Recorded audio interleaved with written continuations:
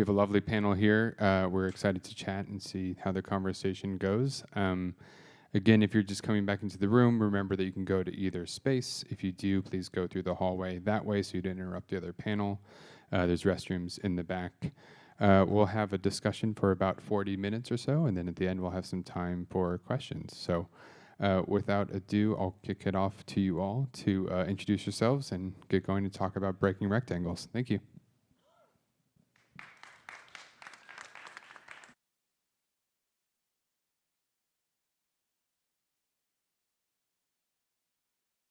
We left it to flip the little switch on. Apologies.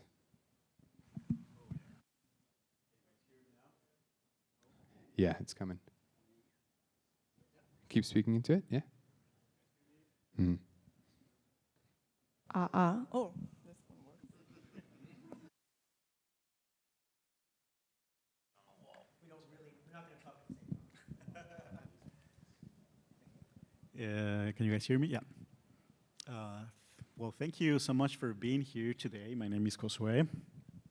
Check. Say a little bit about yourself. We're going to introduce ourselves. Okay. I'm taking my 3 minutes. I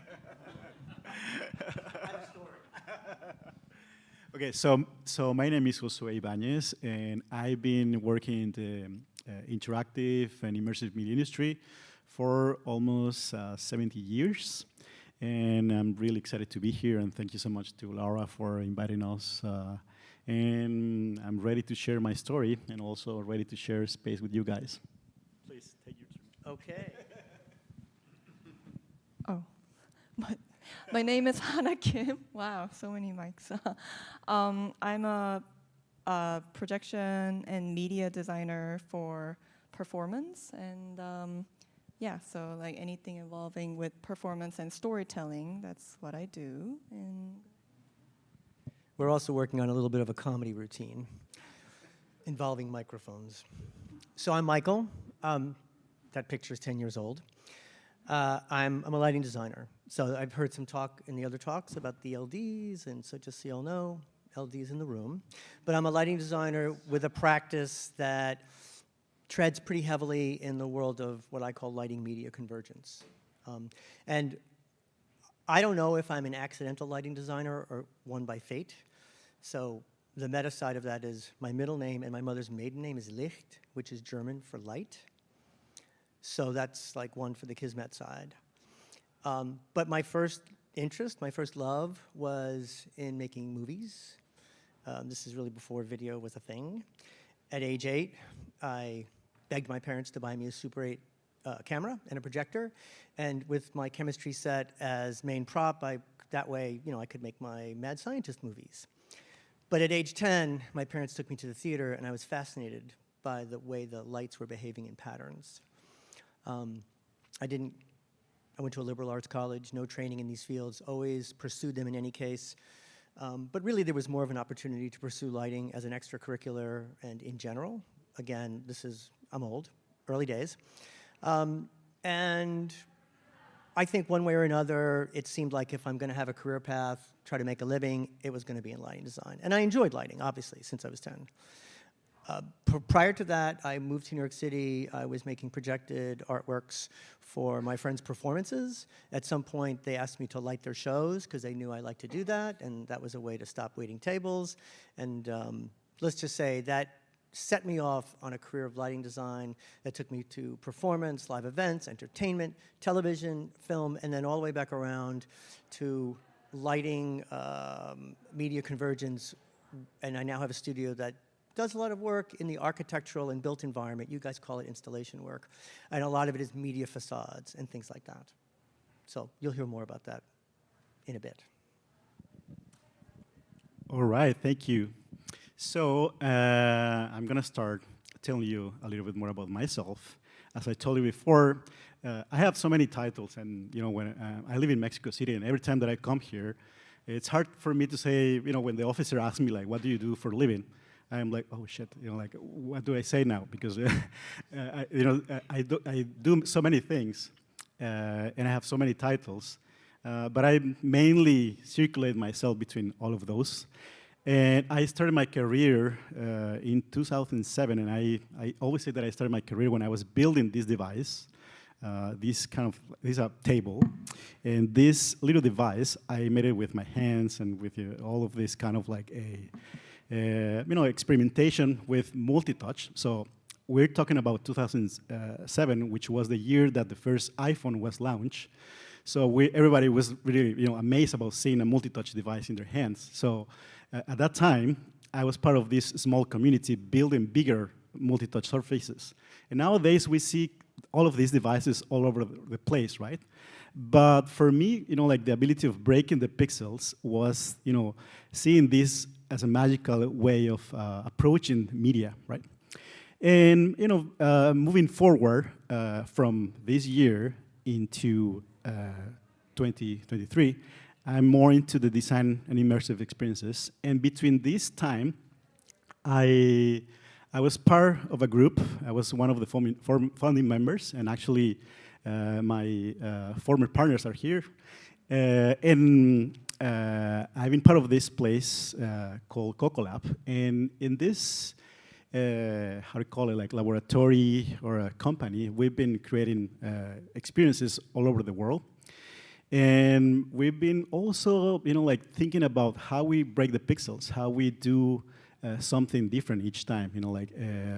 The way we're approaching each time was a challenge. The way we're approaching about not just working into something that is rectangular. It took us into so many challenges, into so many ways to break also reality and also deal with creativity. Like we were projecting into the pyramids or into the different type of services, but that allows us to work with the storytelling and discover that the power about breaking the pixels was the power about telling a story. That was one of the most powerful learnings about all when I was into these type of projects. The way we discover to unleash these capabilities help us a lot to understand better the way to break the pixels. And moving a bit forward, I think one of the biggest learns in my life or in my career about this ability of breaking the rectangles, it's about bending reality. And I always like this idea of bending reality because it compares like magic, right? When you're bending, or breaking these rectangles, somehow you're creating this magic. And I want to show you really quick a reference about that I always quote. The moment that I saw this work from this Japanese artist, it completely blew my mind. I was like, I cannot believe this is happening. And this is a very an old work, but I really love because this is the idea of still a rectangle, but somehow you're creating two elements, right? Something that is digital and something that is physical. In one side you have the screen, and in the other side you have this piece of cloth that is moving with this kind of like silhouette that is blowing the element. And even today, for me, this is the perfect example about bending reality, the perfect way about explaining how we like to bend reality. No matter how much technology you're using, it can be very simple as this. And I've been an explorer in my life, and I always like to explore ideas. And I was a fan of this show, probably you guys know from Netflix, Dark. And there's this kid that has this magic lamp, and he's like exploring, and he's like has a piece of tech in the lamp. And I was trying to replicate this kind of like magic lamp into the lab.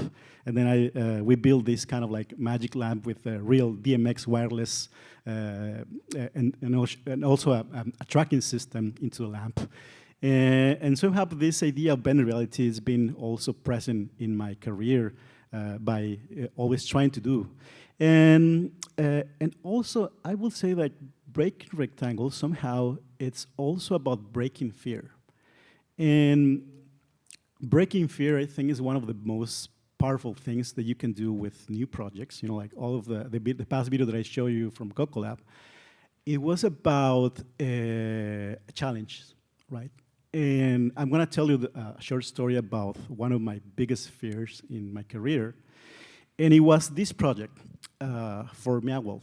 You probably guys hear about Meow, and you probably guys hear about Projected Desert, which is an experience that is in Las Vegas. And I was really scared about this project because for those who here have been doing projection mapping, this was a project that I was very scared because the surfaces were not flat. You know, like they were all curves. And this is our nightmare. You know, for every person who is involved in projection mapping, this is a complete nightmare, right? The surface that is not flat is something that you avoid to have, right, every time. But in this case, you know, it was so terrible, the experience about approaching to this. I even remember talking with Alex, who's here. Like, I remember we were in the, talking together, and he was saying to me, do you think we can do that? And I said, yeah, of course, we can do that. And I just ran, I was just scared as shit, you know, like, pff. I was just really scared about this project because I didn't know if it was possible to do it, right? And again, I was researching a lot of technologies, and of course, there is so much products out there, but none of them was able to do what we wanted to do. None of them was able to have this type of system that they wanted to. Or if it exists, it was very expensive and we couldn't afford it. So we have to develop our own technology for MediaMap, this system. So we kind of developed this tracking system where we put some kind of like markers in the surfaces, and then we were able to recreate this mapping 3D in the space. And after that, we were able to calibrate in space. But once you pass that fear, once you solve that technical stuff, it's about, again, telling a story. And it's about the powerfulness that you can accomplish with and storytelling and what you can do with magic, right? When you visit this place, the technology disappears completely. You know, even the projectors are there. You don't see them because they become part of a new reality, a new way to see the space. And I guess in the overall, part of this knowledge about breaking rectangles, bending the reality, and breaking the fear, it's about building new narratives. And the most important for me, it's also that it supports your creative intent, right? And I like to think about creative intent as an example that I always put to some of my students about the creative intent is like a shoebox. Like if you have the power to put, to reduce the people into the size of a shoebox and you put them inside of the shoebox and you wanted to take them into a journey, where do you want to take them? Where do you want to, what do you want to do with that people? And that's kind of like the power of, like bending the rectangles, bending the reality, and also breaking the fear. So this is for me the way that I see breaking rectangles. Thank you.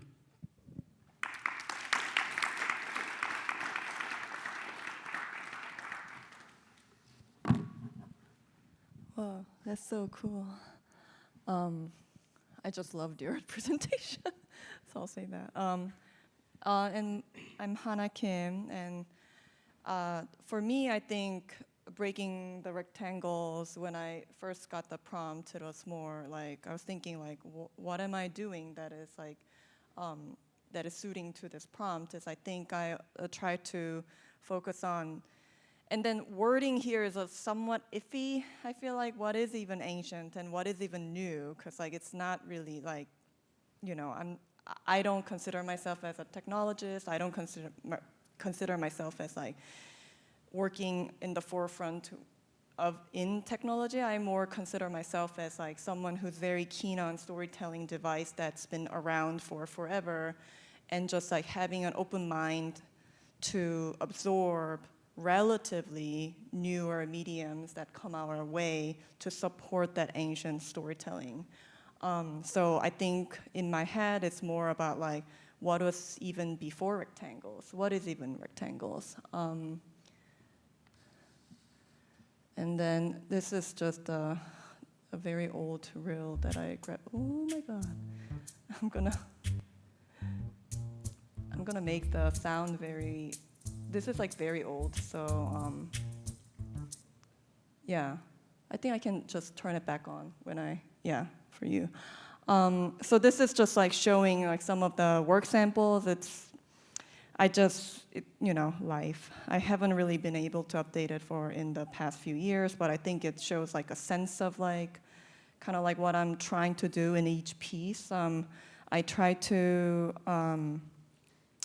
so I work primarily in like performance driven, like a very like narrative driven art form. So like have that be theater, opera, musical, anywhere from little tiny show to Broadway. So it's like just like all that involves like humans on stage performing something that interacts with like what I'm doing. So like I'm trying to support the piece by piece and then project by project. So this kind of shows just the overall sense of things. And I'm gonna turn back on the music. I don't mind it, but okay, cool. Ooh, let's go to the next one. And then one of the works that I brought here as a, not quite case study, but like just as another example of breaking the rectangles. This is a site-specific opera that I did here, actually. I'm based in LA, and then this happened in Los Angeles Historic Park with a company called, the experimental opera company called The Industry. And it was an opera that's set in the park where audiences were moved around to different sections of the opera. And then the photo that's here shows the last section of the opera that dealt with ghosts of our history, American history, also ghosts of the city. And the idea that kind of came up in the group meeting was like, why do we literally use the land? Why do we literally use the land and the city as a surface? So I think that's a Broadway bridge. That's a bridge, and then there's a metro station. Don't quote me on the name of the bridge. I'm blanking out. But it's all and then all the found surfaces in the construction area that was in the site. So we were basically taking and then using the back of the billboard there. So we were like literally trying to shine light onto these surfaces that are like literally our city.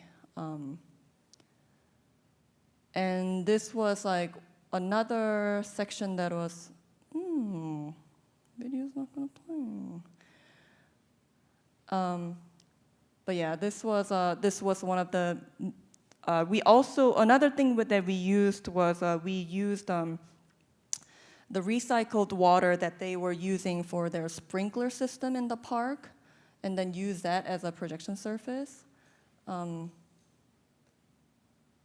Certainly not like any like big event level of like fine mist or like fine water surface, but I think like we were focusing on like what, like because this opera is about, well, I wouldn't go deep into it, but the opera was about like the origin of America and how like the history of this land. So like we were trying to use the land as much as possible. And then some other works that I brought just kind of like that was supporting, I thought like, something that I made that was more in the realm of like have a handmade quality and also like not really dealing with like screens in a rigid way. Brought some of those work samples. Whoa, okay. So this was like another thing that we didn't really deal with the surface necessarily. It was like we kind of like this was just done in an opera called Orfeo in Santa Fe Opera, and we kind of used the mist system to convey like he's falling, like his journey into the underworld. And this concept came about because we were in Santa Fe where like the nature is really beautiful and we really wanted to highlight the air and where we were. So we kind of like tried to use the natural element as a different surface.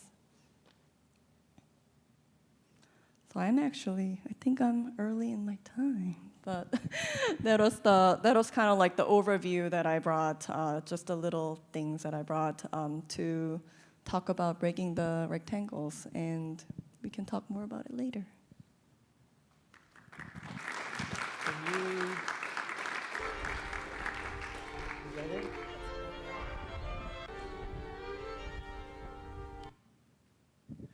Okay, sorry, I just wanted to get the audio back up.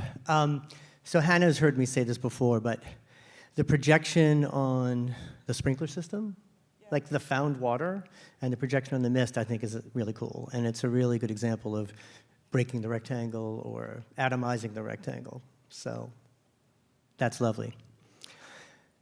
So my name's Michael. I already told you that. I have a small design firm in New York called MSD. And this is a couple of sentences that are kind of a more pretentious way of saying we make shit up. And I realize after half a day here that I am in the company of people who make shit up. And I don't think make it up like it's a fantasy, but we have ideas of new ways to put together systems and make new systems, and that's what we do. So I do that too, you do that. Maybe I do that with a slightly different outcome than you do, or to a slightly different effect. We'll see, more on that.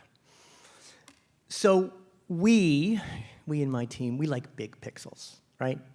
In general, in the video world, the trend has been to smaller and smaller and more pixels, right? Higher res, higher res, higher res, right? That's where the technology's taking us. And that's great. We like our pixels big and soft. And sometimes we like to take a big soft pixel and bounce it off another surface and reflect it back and make it even bigger and softer. We're not trying to do anything representational. Of course, you can do abstract and emotional work with high res. In a way, we can only do abstract and emotional work with our super low-res stuff. We're also interested in illuminating, not just a surface to make a visual statement or for a line-of-sight experience. We're interested in illuminating spaces. And, you can illuminate a space with six-sided high-res projection or LED, and that's great too. So that's not our jam. We do it with light, right? And we use media to drive the lighting because we can follow along with the high-res media, but also it's just a great way to do it. And as I've told you, I had a background where I was super interested in what we called motion pictures at the time, making films. And for me as a lighting designer, and maybe, by the way, I became a lighting designer partly because of right place, right time, wrong place, right time. I don't know. It was the 80s. And it was only when Element Labs came out with the Versatile and the Versatube, that's when I really got to bring it back around. You're smiling and nodding your head, because I've heard a number of people talk about Element Labs, right? That really brought it back around for me, and all of a sudden it was like, oh, media and lighting together, like a Reese's peanut butter cup. How good is that? So that's when I got back. That's sort of when I brought the media back into the equation. So back to making shit up. The systems that we use are pretty funky and weird sometimes, and this has to do with how the lighting fixtures are designed. I heard in another session talking about the limitations of DMX, and tell me about it, but let's talk about lighting fixtures that the architect or the interior designer wants to use that can do things we want to do, but are controlled by phase control dimming or 0 to 10. I mean, that's the worst case scenario, but we go there as well. We certainly have lighting fixtures and companies that make lighting fixtures that can be controlled by media, and they have their proprietary processors. That's great, except if we use more than one manufacturer's worth of stuff, now we're splitting a media feed into multiple processors to control the different fixtures. Okay, this is us making shit up. But often we have lighting fixtures that are just like DMX or streaming ACN or Kynet, and we really have to build something from scratch to make a system that'll control all those different fixtures, because we're not tending to have one fixture type in a project or one control protocol type. So this is an example I like to show. This is a pretty small project. What you're looking at is a screenshot a lot of you probably know of Touch Designer, but on top on the upper right is this lighting control processor, which is really cost-effective, really powerful. It can put out lighting control in all these different protocols, but it can also take in stuff from the network and then spit it back out into another protocol. So we can use this to do a number of things. The touch screen that you're looking at, the Zone A, that's actually off-the-shelf part of the system. It just made this really easy to implement. And what you're looking at below that touchscreen is some streaming ACN output. And you probably can't read it, but the first bunch of numbers, and anybody who's a lighting person will recognize this as kind of a lighting DMX output. The first block of numbers are actually controlling the lights, but the underneath, right about, are you going to see my mouse? Right about here, this is putting out streaming ACN to Touch Designer. And we use this to tell Touch Designer how to create these color gradients, which were then projected onto or fed to low-res screens with diffusion in front of them, but also fed to these are lighting fixtures mapped to the media. So this device was sending out data to Touch Designer and then seeing the data that Touch Designer generated, because it turned these nodes back into streaming ACN and turns it into Kynet to run the actual fixtures, which happen to be color kinetics fixtures. So with a very simple couple of off-the-shelf things, it was not super expensive, we were able to give the client the ability, and this was Accenture, so their whole logo is based on a color gradient, but they wanted to be able to have some presets that they could change that would affect the media screen, but also the lighting in the space in those three zones, zones A, B, and C. And if we watch this for another moment, we'll get to the screen here. So again, this off-the-shelf lighting controller gave us the ability to just send 3 different sets of RGB data to Touch Designer, which would then generate that gradient, which would go on the screens, but also, again, be projected onto the ceiling to create a real immersive environment, without having to blanket the space with high-res pixels, which would have been very expensive and not practical in this case either. So this way, Accenture could kind of take their gradient and let their clients, because this was their experience center, kind of create their own with their own color scheme. And this is what the project looked like. Right? So you can see the 3 different zones in the space. Somebody went to one of those touch screens on the wall. They went to zone A, B, and C. They picked 3 colors, and they created a color gradient that was animated. And as it animated in the screens, it also animated in the ceiling. Right? This is a pretty modest, small project, but it's one I like a lot. And this is, to me, another kind of immersive. Probably, I'm a lighting guy now. My favorite kind of immersive. So I'm going to show you one more project. This is in Chicago. This was in collaboration with ESI Design. They were the prime designers. It's called Sensing Change. And this is a media-driven public art piece. It's actually also weather data triggered media-driven public art piece in which we have one stream of media controlling the 25% of the bars, which are a white light fixture, like I think it's a 10 or 15 millimeter pixel pitch, facing the viewer, and then the other media stream controlling the other 75% of the bars that are a color-changing, pixel-driven fixture that are basically illuminating a very unfortunate cinder block wall on the outside of a parking structure that bounded this amenity space in this new big fancy office tower in Chicago. The office tower, by the way, is kind of just out of frame to the right here, kind of behind us, right? This is their second-level terrace amenity space. In this capacity, we make the pixel map for the media designers. We were not the media developers for this one. We were in the previous project. And you can see we basically said all the white light stuff goes in the bottom and the color stuff goes on the top. But of course, the trellis, it was a trellis, puts it together for us. And because we're lighting designers, they expect us to be electrical engineers. This is a construction project. There are licensed engineers. We can't do that, but we have to help them. So we put together these drawings and, identifying each fixture. Each fixture, by the way, had its own IP address or 2, and it was a whole networking thing as well.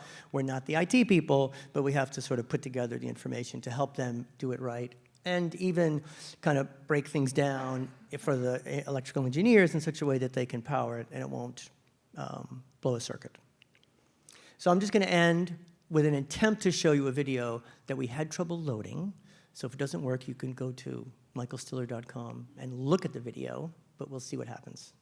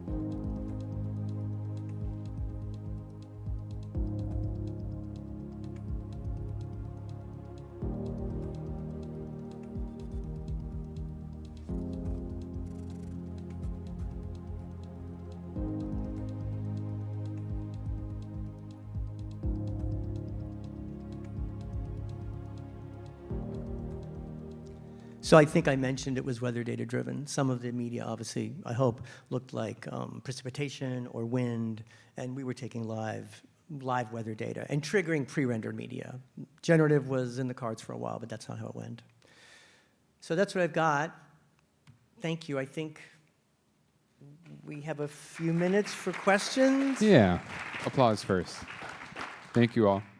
Yeah, you have a couple minutes for questions if people want to ask. We have microphones on either side, and ironically, members of Element Labs and stuff like that around. So it's a good crowd. But yeah, questions, anyone? Ooh, is that from the world? Oh. Oh, let me give you a mic just for fun. Not from the internet question, just from me. A lot of these ideas had this idea of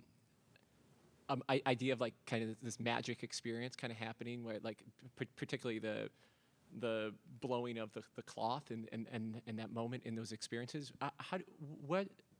When creating ideas for things, like how do you go about like knowing that you think you're on to one of those moments where you found something, or can you talk to that process at all in any of the experiences? So, at the beginning of my career, I used to go and search ideas online and search for pictures. And I can share with you that's the best thing, the worst thing that you can do, sorry. That's the worst thing that you can do. And nowadays, ideas are on Pinterest, and then you just search for a light art installation, and you think that's an idea, and then you just take them and put it in your board and say, like, hey, I got a concept, I got an idea. And that's what I used to do many years in my career. And I can tell you, like, the past 6 years, after all these years,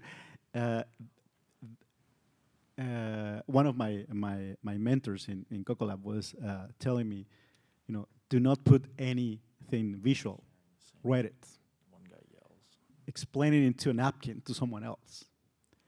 The moment that idea makes it into a napkin and you can explain to others, that's an idea that you can keep moving forward. And in my personal process, I actually avoid to see stuff.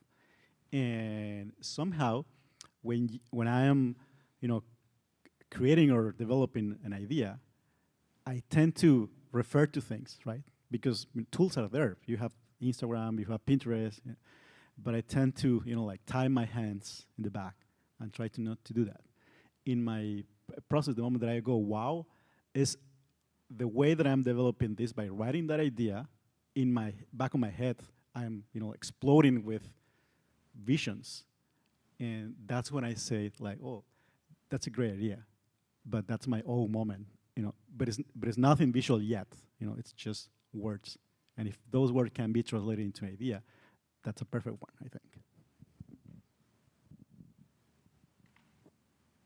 Any other questions? Just nodding heads, but any other questions? Oh, here you go.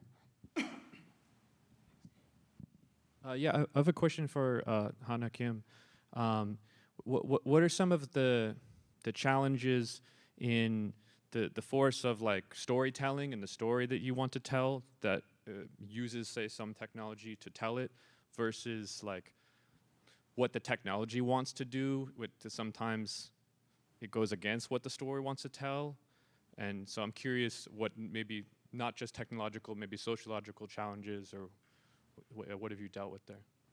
Oh, I think that's actually a great question, because I feel like that's a common problem we encounter. Like it wants to do its own thing, and then that's not necessarily what you want it to do. I think that's where like really keeping an open mind and trying to, even though like, for example, coding, I'm not good at, like I don't code, but like I recently was like, chatting with ChatGPT, like started writing, like, getting help or whatever. Like, so just like having an open mind and then like trying to keep up with the tools, I feel like helps you to come up with a workaround, or like to kind of tame the thing, like whatever you're using to do what you need it to do. because there's always like something else that can really help, or like you can put it in the pipeline to go reroute it to where you want to go. And also sometimes I think you also like maybe challenge helps, like it sometimes like also like it makes you think about like, as long as like you don't lose the core, then, and I actually really like when you said like taking what is idea, I think it's really actually really interesting, and I was like nodding my head so hard because I think I had a similar trajectory that I used to grab like referential images, and now I work more with keywords. So like having like trying to grasp onto the core and then not losing it, I think sometimes like technical challenges like makes you can actually use it to your advantage. Okay, it only does this one thing, but what I'm trying to do is actually not even a shell. I'm trying to convey this emotion, or like I'm trying to tell this keyword, then what can I do with this very rigid thing? Sometimes like it works that way as well. Is that answer to your question? Yeah, thank you.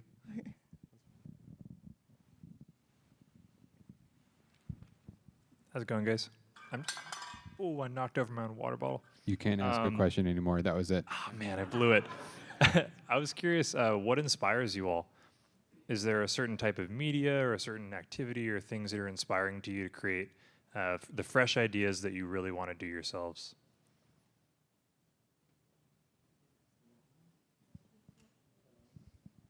Hello. Is this working now?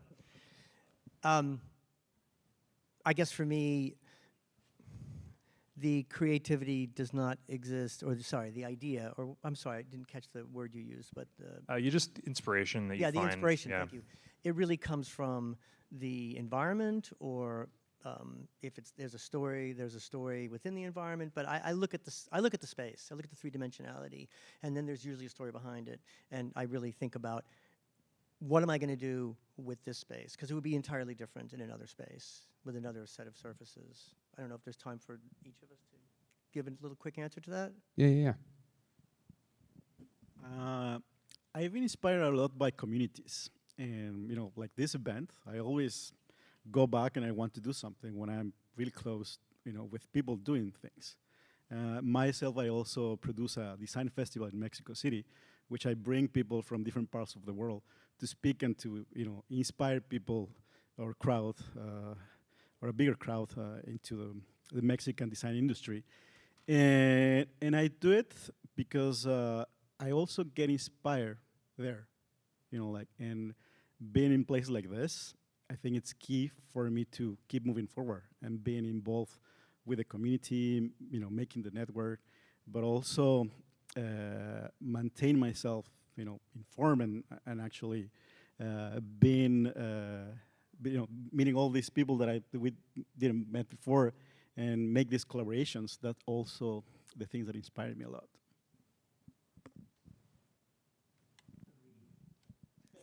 Same. I think earlier in my career, like work used to inspire me a lot. When I'm working on something, I get inspired to do something else. And I find like everyone said, like now I'm finding more and more like non-worky thing also like inspire me greatly, like including community, just talking to people, just walking to a city that I've never been. Thanks so much. Looking at how the sun hits the pavement, that's one for me. Any other questions? I have one maybe from Michael, is showing your screenshots and looking at the ArtNet information and how this translates to this and this and this for seemingly something that's simple, right? Like to the human eye with this color versus this color, the amount of complexity that has to go through that is quite a lot. How do you, maybe both of you or all of you, see the complexity affecting when you're looking at like what type of screen, like breaking the rectangle? Like, is there any factor in there of doing something really that seems complicated or really simple that goes into the creative decision-making process? I kind of garbled that, like, if it's going to be hard, do you go a different path, or do you plow through, even though, because someone feeling the color red is going to be really impactful? Does that make sense? I think what I'll say is that For me, the screen is really not separate from the device that's putting out the pixel, the illumination, and the way lighting fixtures are made. There's no, this is talked about in another session, but there's no standardization. You know, the red is the red of the semiconductor that's in the LED chip that manufacturer puts out. So I'm not sure if that gets to your, like, that is one of the bigger challenges, like whether we figure out a way to send each of the different fixtures their correct protocol is kind of not hard, but it's more like how do we get all this stuff to play together well and look right and not have latencies. So I guess you're asking me, do we just plow ahead? I think we try very hard to figure out a good solution to the problem, but you know, sometimes when we make stuff up, it doesn't work. And we have to be willing to say, oh, that's not going to work. We got to move on. So maybe it's both. We push forward until to sort of satisfy ourselves that we can do it and it's achievable, and if it's not, we have to go back to the drawing board. I don't know if that answered the question. Sure. Yeah, it does. No, for sure. It's super interesting. For everyone else here, that kind of concludes our time on this one. So thanks again to our panel here. If we can give them another round of applause.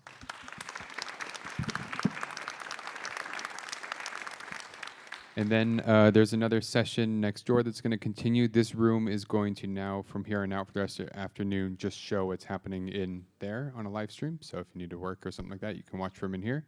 But a little quick 10-minute break, and then at 4 p.m. PRG will be on stage next door. So thank you very much.